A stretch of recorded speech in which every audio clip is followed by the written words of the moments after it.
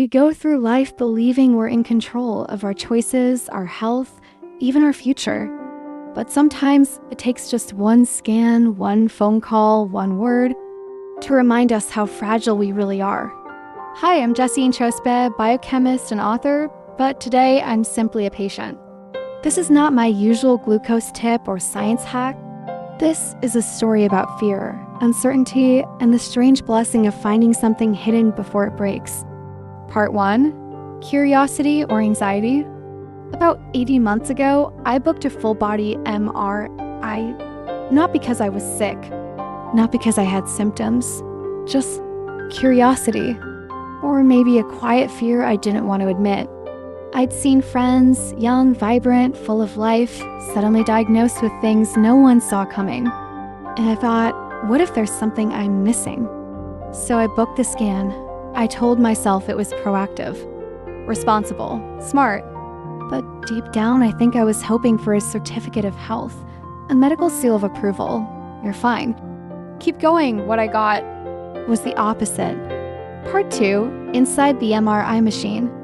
MRI stands for magnetic resonance imaging, a marvel of physics and medicine. It doesn't use radiation like an X-ray or CT scan. Instead, it relies on strong magnetic fields and radio waves. Here's the science. Your body is made mostly of water. Water contains hydrogen atoms. These atoms have little magnetic moments, like spinning tops. Inside an MRI machine, these spins line up in the direction of the magnetic field. Then a radio wave pulse nudges them out of alignment. When the pulse stops, they spin back into place and emit tiny signals.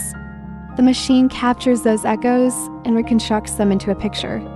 A stunningly detailed image of your internal landscape. Honestly, I found it beautiful. I lay still watching a documentary, headphones on, the machine humming.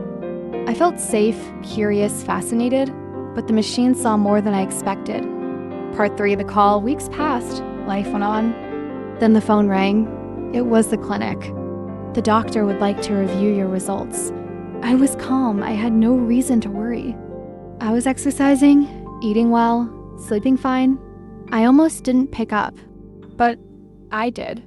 The doctor started by showing me the scan of my brain. He pointed out a fuzzy area near my jaw, my dental retainer interfering with the image.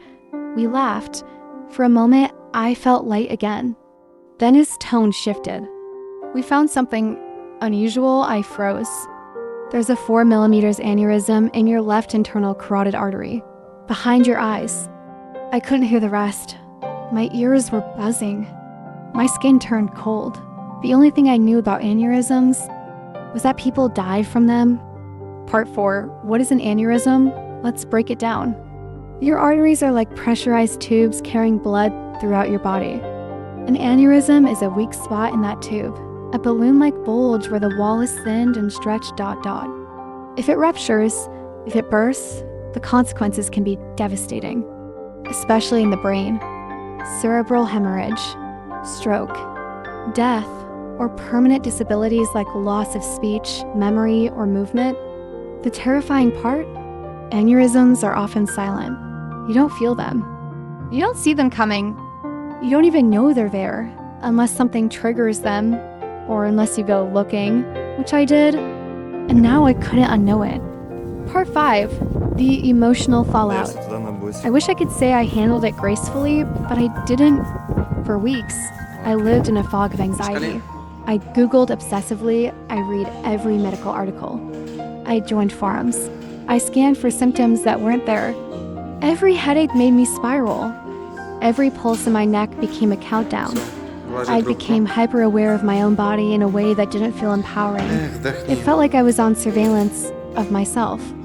One night, I woke up with a throbbing in my temple. I nearly went to the ER. It turned out to be nothing. But how do you know what's nothing when you have something? Part 6, the numbers. Here's what I learned from actual data, not Google doom scrolling. Roughly 1 in 30 adults has an unruptured brain aneurysm. That's about 3% of the population. The vast majority never rupture. Many are never even discovered. That surprised me. I thought I was 1 in a million. Turns out I was 1 in 30. and only about 0.01% of aneurysms rupture each year. That's a tiny number. But when it's your brain, any risk feels like too much. Still, numbers gave me comfort. I wasn't alone. Part 7. The angiogram. To get a clearer picture, I had to undergo an angiogram, a more invasive test. A catheter was inserted into my wrist and threaded through my arteries all the way to my brain. Dye was injected to highlight the blood vessels. Then, X-rays captured real-time images of my cerebral circulation. It was surreal, knowing that something was moving through my body into my brain while I was wide awake, but the image we got was breathtaking. There it was, a tiny bulge, 4 millimeters, quiet, stable. The neurosurgeon said, if we operate, we risk damaging healthy brain tissue. If we wait, the risk is still very low. Let's monitor it, I agreed. And so we entered the era of watchful waiting. Part 8, living with a time bomb, expanded. Watchful waiting, that's the term they used. It sounds so clinical, so neutral. But what it really means is you're waiting for something that might never happen, but if it does, it could change everything.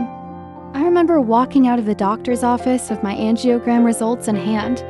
No surgery, no medication, just wait. Check again in 6 months. At first, it felt like a relief. I wouldn't have to go under the knife. I could go back to my normal life. But very quickly I realized nothing was normal anymore. I was now the woman with a quiet threat in her brain. A tiny balloon in one of my most vital arteries.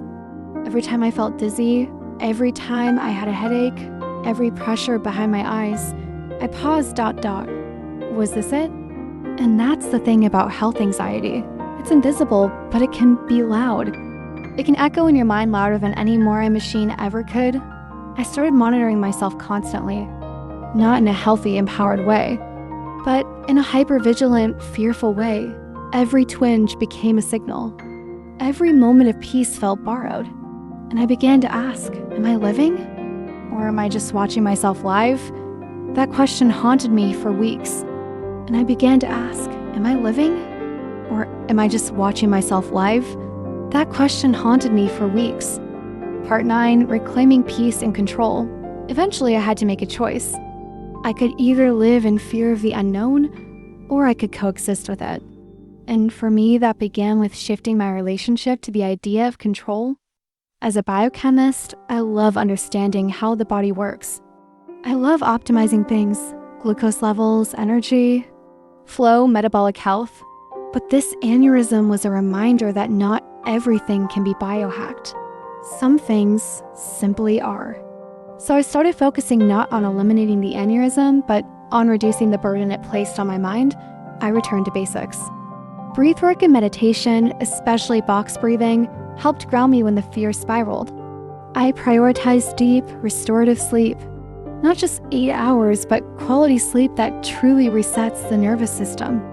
I focused on foods that support vascular health, omega-3 south from wild fish, polyphenols from berries, magnesium-rich greens.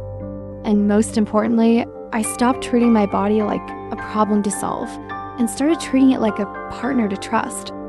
I also gave myself permission to live joyfully. I traveled. I laughed. I danced at weddings. I didn't wait for the aneurysm to go away in order to feel alive again.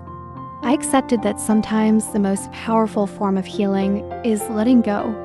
Letting go of the illusion that we can control everything, and embracing the reality that even with uncertainty, we can still find peace. Part 10, should you get a full body MRI?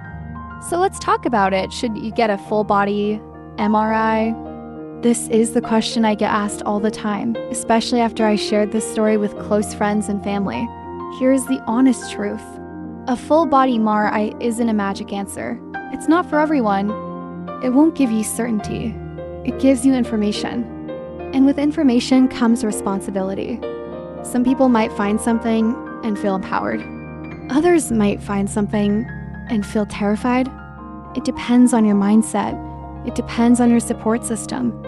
It depends on whether you're ready for the what ifs. If you're the kind of person who will act, not spiral, then yes, it might be a powerful tool for you. But if you know that uncertainty eats you alive, then maybe right now it's not the right step. Instead of asking, should I get scanned? Maybe ask, am I ready to know something I didn't expect? Will this information help me live better or live more afraid? Can I hold space for both clarity and uncertainty? For me, the answer became clear. I'm glad I did it. Because even though it didn't give me peace, it gave me perspective.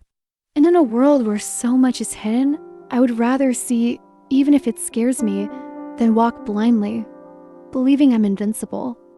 So if you're considering it, talk to your doctor. Talk to someone you trust. And most of all, talk to yourself. What are you hoping to find? And what would you do? If you found something you weren't ready for, that's my story, the whole messy, emotional, vulnerable truth of it. If it resonated with you, I'd love to hear your thoughts in the comments. Would you want to know what's inside your body, even if it scared you? Van bin MC Sihan,